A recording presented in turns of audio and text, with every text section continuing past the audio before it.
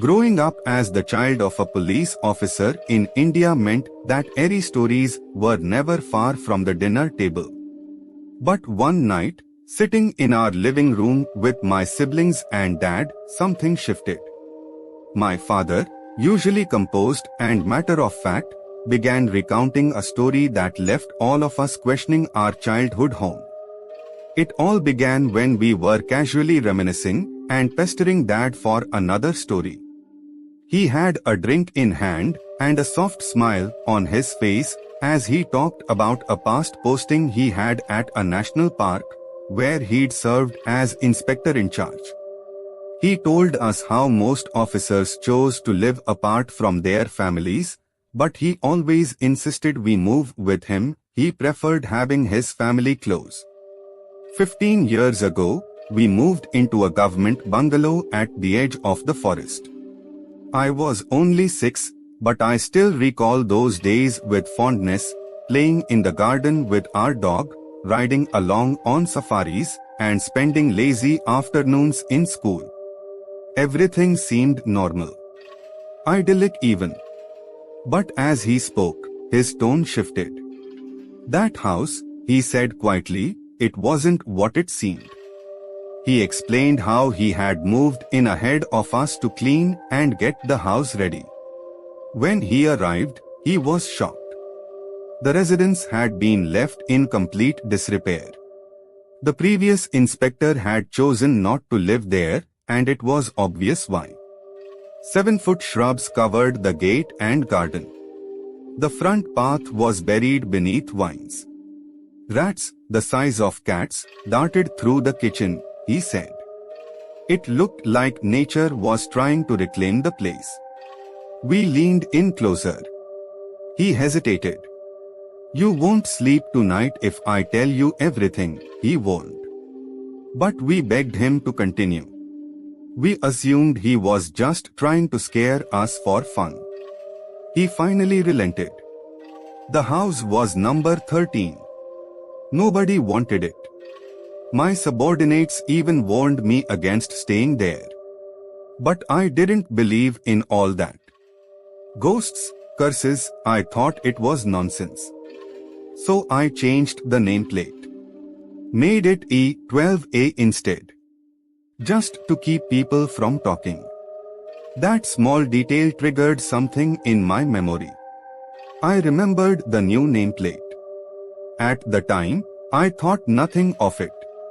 After a couple weeks of cleaning and renovation, I decided to spend my first night there. My driver and assistant begged me not to. They agreed only if I let them sleep in the patrol car outside. I figured they were being overly superstitious. My mom, who had been quietly listening, raised her eyebrows. You never told me any of this, she said. I didn't think it was worth worrying you, he shrugged. We could tell now, he wasn't joking. Dad continued, his voice low and steady. I moved into the house during the afternoon. The movers had placed the bed in the living room, close to the entrance. I told them to move it into a more private room. They resisted. Said it wasn't a good idea. I had to insist. Eventually, they complied. Later that evening, after checking in at the station, he asked a constable to go back and switch on the house lights. The house was only about 50 meters from the station. Hours passed, and the constable never returned.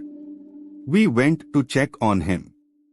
Found him passed out in the front lobby. He was older, so we thought it might be the heat. Took him to the doctor. But my driver and assistant were acting strangely. They begged me again to stay at the barracks. I refused. That night, he noticed something unusual. The ceiling fan above the bed had a single bent blade curved downward, as if something had grabbed and pulled it. It wasn't easy to notice, but once he saw it, it unsettled him. I had strange thoughts, he admitted. Maybe someone had hung themselves from it. But I dismissed it. It was an old house. Maybe a branch or vine had tugged at it. I fell asleep. We all groaned, half in disbelief, half in horror. You fell asleep. After all that? I asked. Well, yes. But the next night, something happened. I was woken up around midnight by the sound of faint sobbing.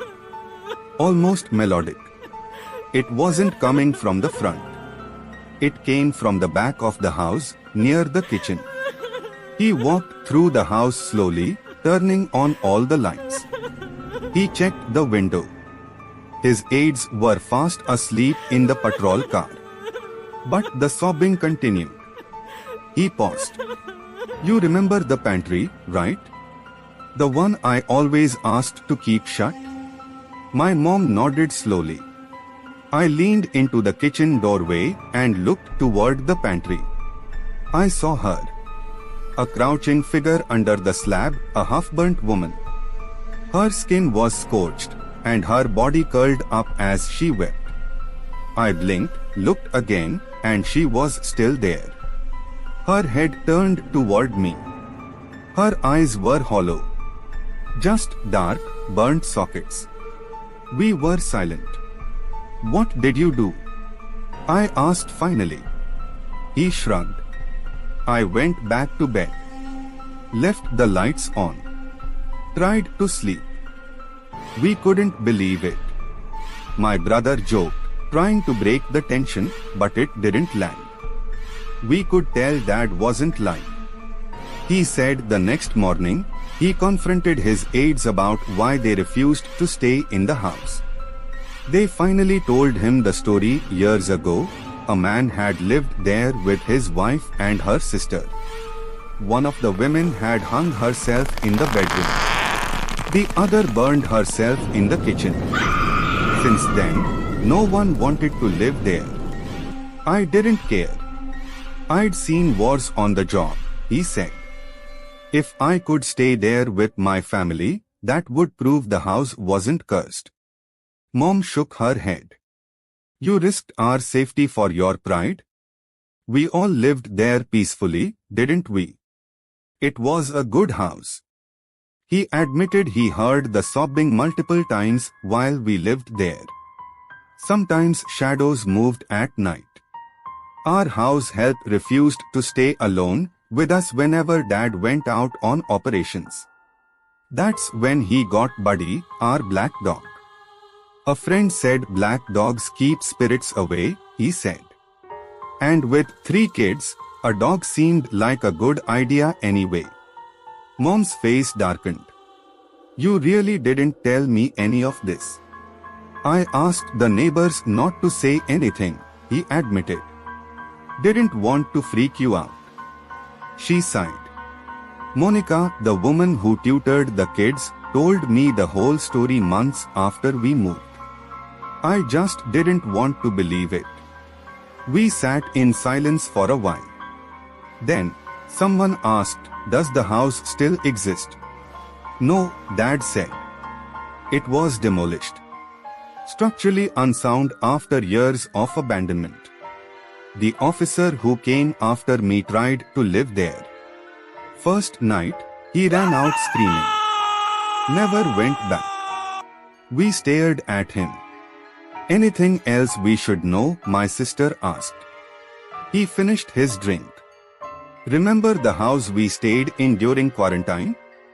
An inspector died in that kitchen of a heart attack in 2018. We all groaned. He smirked. You wanted stories, didn't you? We laughed nervously. Deep down, none of us were sure what to believe. But one thing was certain, that house at the edge of the forest held more than just our childhood memories.